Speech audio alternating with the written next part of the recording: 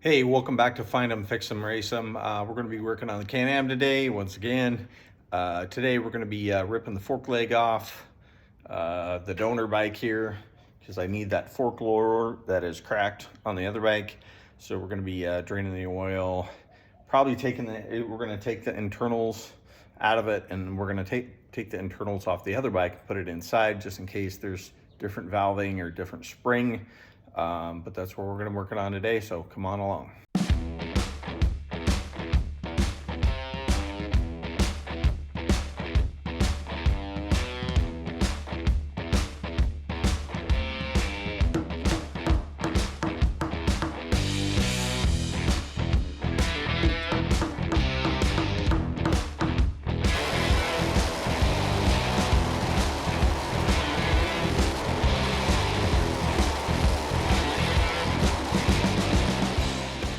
Took the front wheel off this, but we're gonna yank the fork now.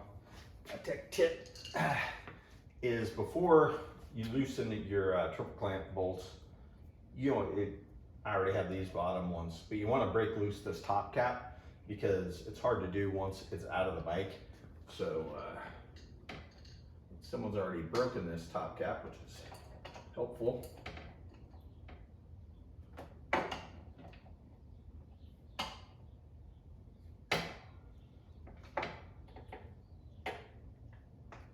Oh my God, how tight did they put this thing on?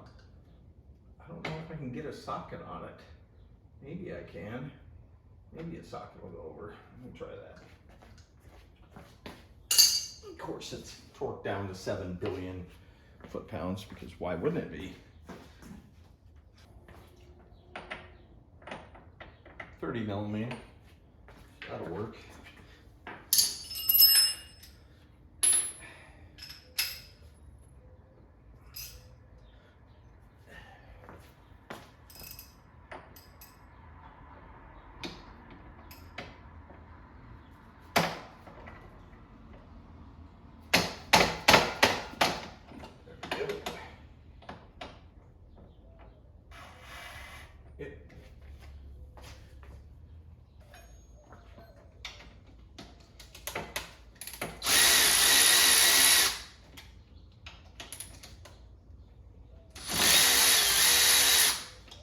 The fork's just not going to fall out because nothing in this bike is that easy. But we'll see. Nope. All right.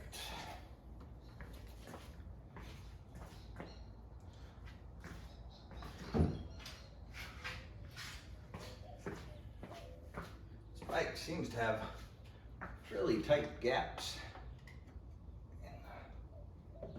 Fork. You can put a little screwdriver in there.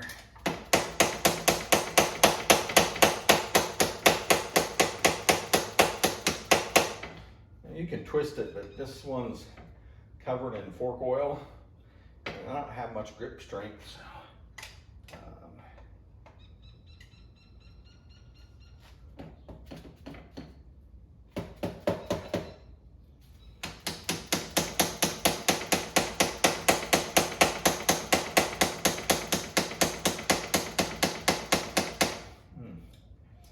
This is going to be fun. Need a bigger screwdriver.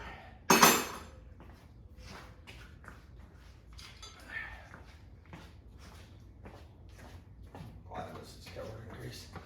So you can use a screwdriver to put in the gap in the fork.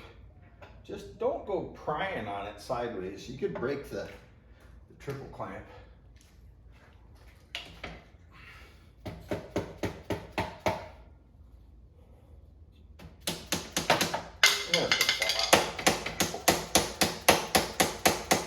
I don't know why this has to be in there like a vise, and I have no room to work on it. This keeps hitting me in the face. That's just.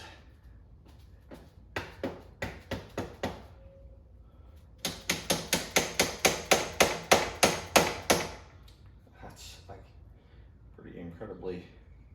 Now we can try hitting on her down here. No, that's just not doing anything.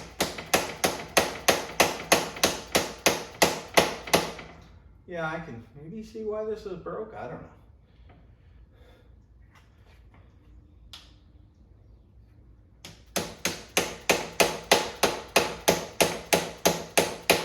And it's going to come out all at once, and then it's going to fall on the ground and land on your foot.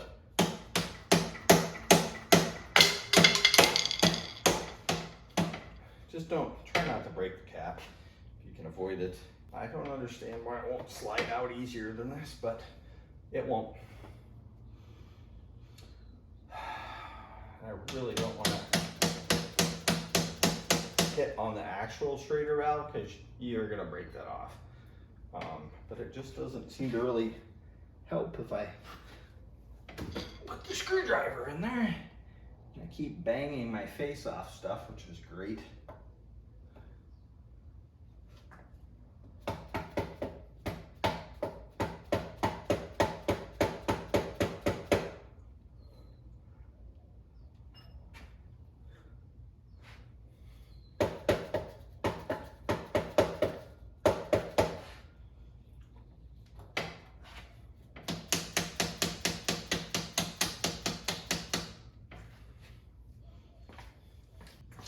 You got an easier way of doing this? Let me know. I'm sure there probably is a way.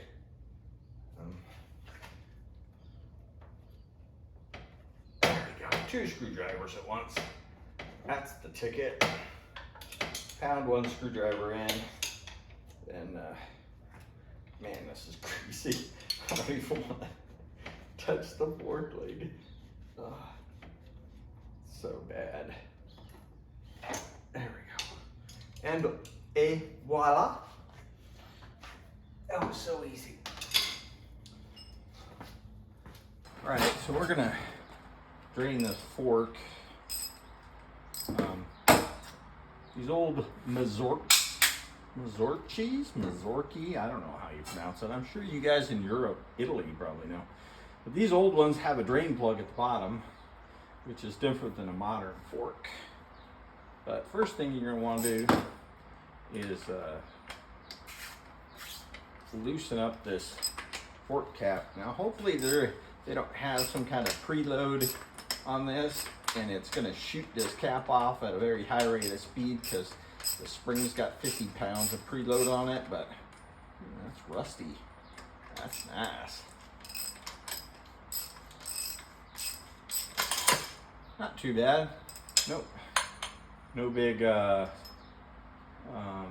preload spacer, which is good. Fork springs, rusty, nice quality. So you know it's been leaking a while. So now we just need to loosen this Phillips head screw here, and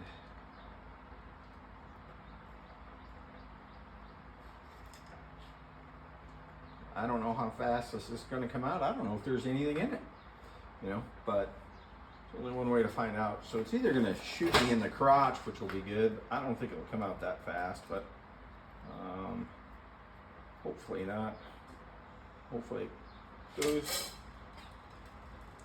Ooh, that does not look good. That is some watery, nasty stuff. Ooh, that's straight water there. That's good. Ooh, straight water. So I'm sure these, good thing about these is, yeah, that's just straight water. That's what you want coming out of your fork when you're draining them, is just, straight water mostly.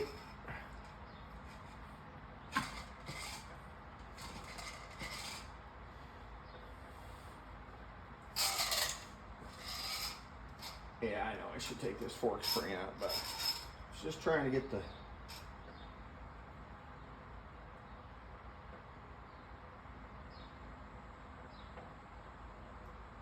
ooh, it smells so bad. It smells so bad.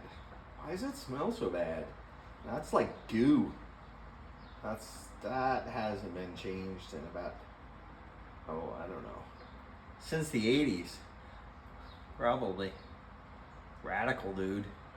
Yeah, I'm thinking, yeah, this hasn't had any fork maintenance done to it since the 80s, which is good. Which means the bushings are probably going to be good. They might be all right. Let's take the spring out.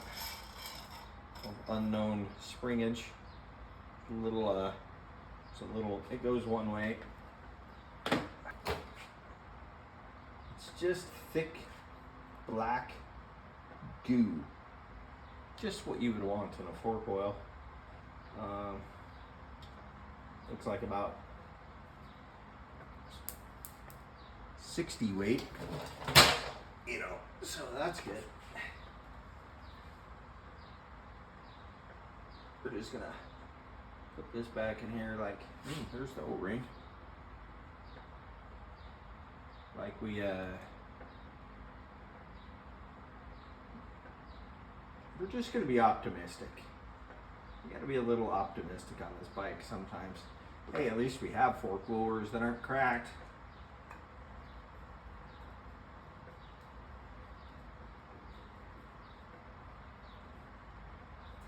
Should have put my gloves on before I started this operation, but I'm not that smart. Now I have fork oil, or what used to be fork oil back in the 80s, all over me. Yeah. Excellent. Put that over there. So, yeah, this is, you know, not good. It's mostly water, so I'm sure that'll be fine. Top of the fork spring's a little, it's a little rusty, but not too bad. Luckily, I believe that this is, it's not a cartridge rod fork, so it's basically just a hole that the oil gets passed through, that does the shock stuff, dampening. So being in water for 10 years, 20 years, who knows how many years, may actually not really hurt the internals of the forks much.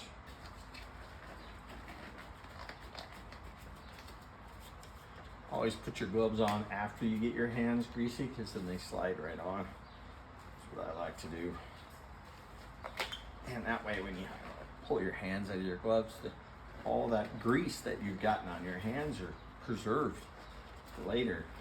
So you can wash that off. That's what I like to do. All right.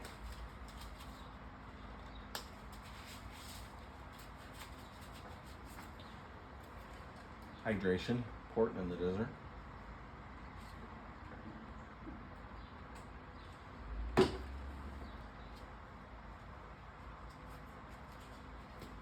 Fork in the vise on this part, fellas. Don't put it on the fork part. You can pinch it though here on the where the fork goes into the hub.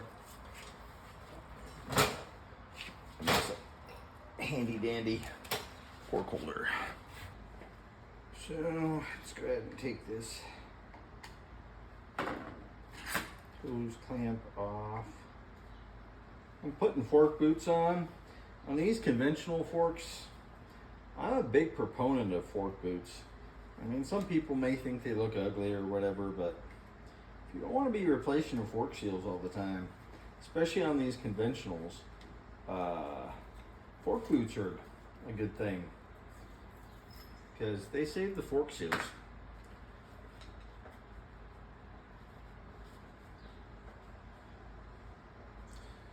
So I think what we need to do now is we got to take this Allen out of the bottom. Say if you put the spring back in it,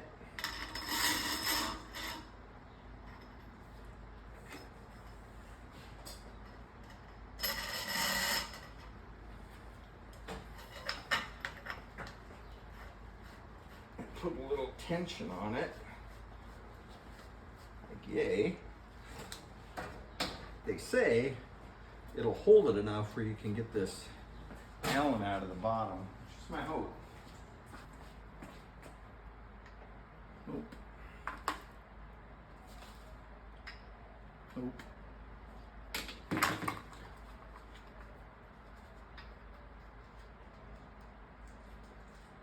Wow, that's full of goo. That's great. It's not that one either. Next bigger one. Probably isn't gonna fit because that's full of goo.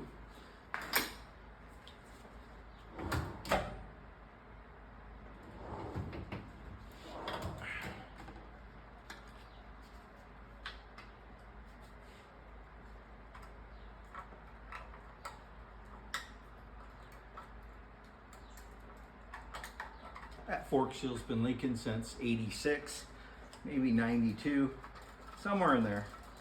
Don Johnson was probably on TV. I know, that dates me. You know, little Miami Vice, little, you know, cops driving Testarossas. I always thought, you know, like, how could you ever think that cop wasn't a dirty cop driving around a Testarossa? But I could be wrong. Maybe other people didn't think that, you know. But it was Miami. It was the 90s.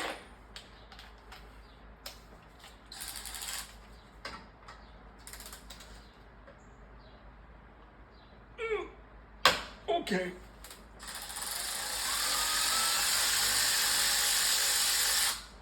Okay, that came out. Oh, there's some, that was the O-ring that used to be there at some point ago.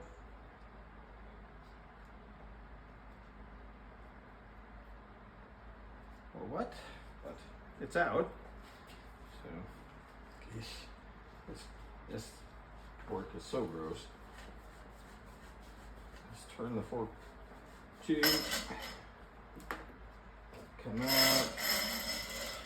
Spring comes back out. And then, if I understand how this fork works, this should just pull out. Yep.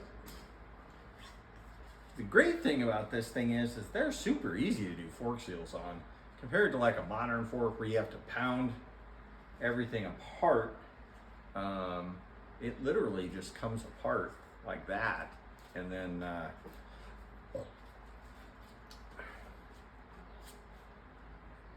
this thing I don't need some kind of, oh, this is going to save your fork seals gator they put on here.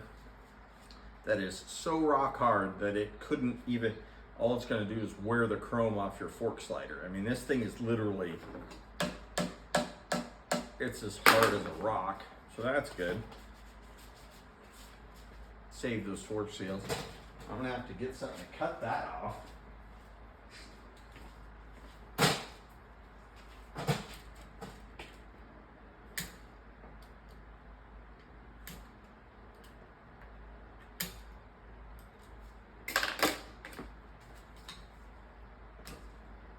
So, yeah, like that. That was a quality product. She lasted. Not. Okay. Wow. You know, that's something you always want to see inside of your fork. 40 pounds of goo.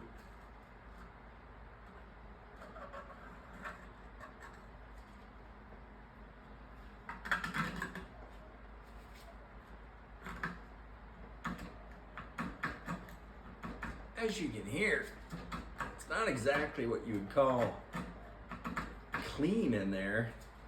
It's pretty rusted or corroded. I guess this is aluminum. I'm sure the clip is steel. Maybe a little dissimilar metal corrosion going on. But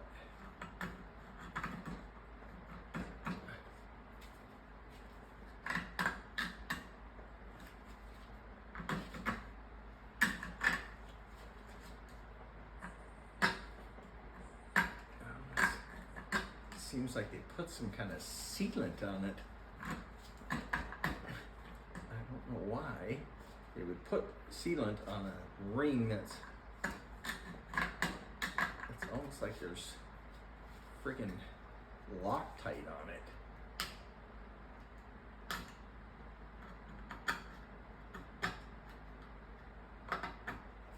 Probably just corrosion in the fork leg. Probably gonna ruin this fork leg getting it out. I just don't know how you're supposed to use a screwdriver to. Oh, there we go. Oh. Now watch your eyes, fellas. Oh, came out pretty easy, relatively speaking, I guess. So that's out. And you're supposed to be able to take a screwdriver and just put it on one side. So you put a rag on one side, so you're not gonna mar up put the screwdriver under the other side. And, you know, just pop the fork seal out. It should come out with essentially zero resistance. I don't know why it says seals, so I only see one. And I paid more money for a dust seal, and I don't see where a dust seal is going to go. Maybe it goes kind of over the top like this did. I don't know. I thought it said in the parts diagram that there was a dust seal.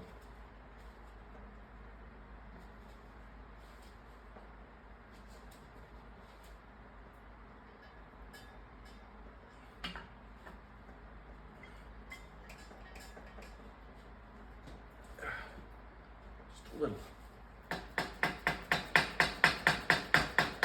gentle persuasion. I don't know. Is that an 80s song? I should, play some 80s music since I'm working on an 80s bike. But this is early 80s, fellas. 81. So, oh, there it comes. Where'd it go?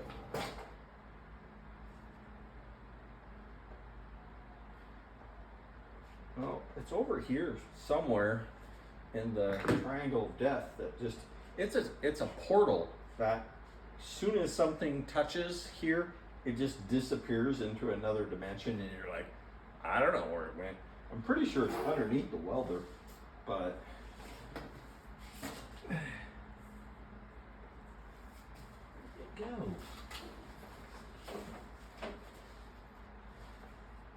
Oh. Okay. Well, that looks, yeah. That's just.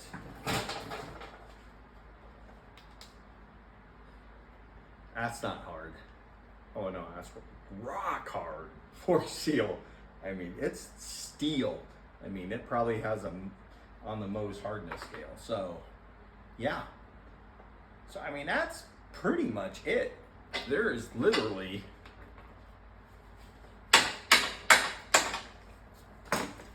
nothing more to these old forks than that. As you can see, now it's just a big open round thing, which is what we want. This is what we need for the other fork because it's cracked right across the top of this surface. So I'm going to clean this one up. Ooh, wow. Woo! There is a wear from the front brake cable on this fork slider. It is almost wore completely through the aluminum right there.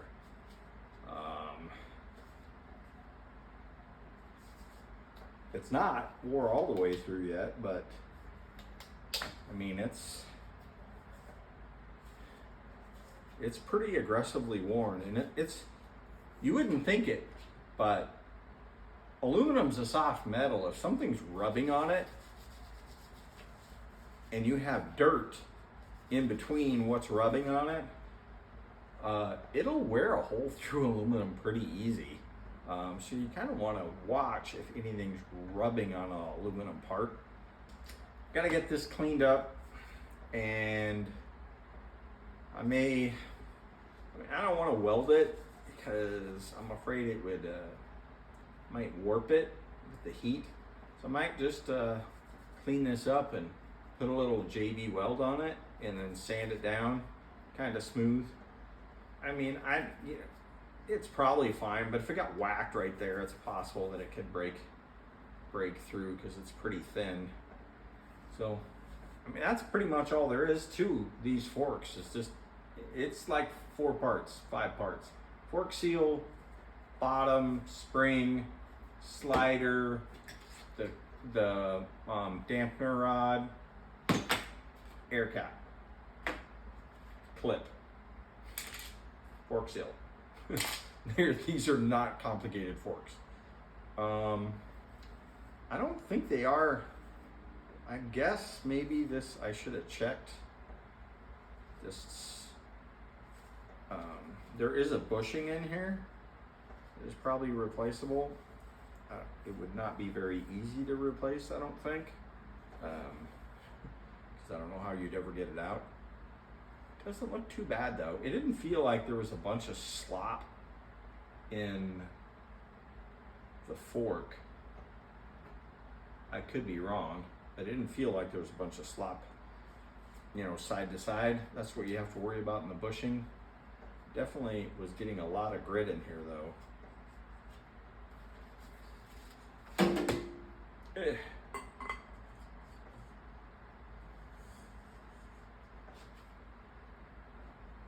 Not really any play that I can feel. The bushing feels pretty good. So might luck out on the bushing, but that's pretty much a fork disassembly on this bike. Now I'm gonna have to clean everything because it's disgusting. The fork's disgusting, my floor's disgusting. It smells like, I can't even put it into words. That fork oil is not good. But yeah, that's pretty much how you pull old Mazorki, I don't know. Someone will probably tell me how to pronounce it at some point. Fork. I think these are 38 millimeters, pretty small, even for the time. Can-Am by the 81 was, I read the test on the 81, and Motocross Action didn't have kind words for the 81 Can-Am. Basically, he said it was an 80 Can-Am with the aluminum swing arm. The 80 Can-Am wasn't really super well received either. And to add injury to insult, the 80 Can-Am had a swing arm that cracked, which was kind of dangerous. But other than that, you know, everybody else had started going to bigger fork tubes. Their suspension technology was getting a little bit more advanced. And by 81, now you're talking, there's full floater out, ProLink, Unitrack, Yamaha. I think in 81 was the last year that they had their old school monoshock design. But I mean, things had progressed pretty quickly, right? 79, 80, 81, 82. I mean, you go from air cooled and dual shocks to single shock and water cooled really quickly in that era. So it kind of became obsolete overnight almost. But the good thing in vintage racing is if it has dual shocks, you ride in the dual shock class. If it has a single shock, so really it's a pretty advanced bike for a dual shock. You know, people will say, oh, the engine was kind of over it by this point, but the engine was always good in the Can-Am. Now, did the other engines get better? Yes, but the fact of the matter is, we're old and, you know, it's good enough. And I think it's going to be a pretty decent bike. I hope. I've never even ridden one. Never ridden a Can-Am in my life. I've sat on one a couple of times now. That's it. So I'm hopeful that it'll run decent, it'll shift, the suspension will go up and down and not try to kill me, and it'll be a fun bike to ride. But there's only one way to find out if you like it, because when you buy a bike that doesn't even run, you're kind of stuck with it. Coming up, we're going to be rebuilding these forks. It's pretty easy to take apart, so like I said, I'll probably put this damper rod, I don't know, I mean, I could probably tell if they've doctored the damper rod, but I wouldn't be able to tell on the springs, so I may leave this damper rod with this fork But I may swap the springs from the other fork just to hopefully have fork springs that are balanced. If the dampener rod has been modified, I'll take it out of the other fork and put it in this one. But yeah, we're gonna do that, and then we got to get the swing arm situation figured out. I got another swing arm, but that has turned out to be, it didn't have the little sleeves that I think that are supposed to be in there. So I don't know what that means, because you can't buy those. So I'm in no better off in the swing arm department than I was before I spent $100 on a swing arm I don't need, which is great. So I have to get that figured out. And I don't really want to take the front end off the other bike with the back end off, because then it's just a bike sitting on a frame, or a frame sitting on a stand, and it's easy to knock off, which we already know. I like to knock a bike off a stand every once in a while. So yeah, I think we're just going to call it a day, and hopefully my parts washer pump will be here so I can clean all this, which would be nice, and then we'll get to putting it back together. So thanks for joining me.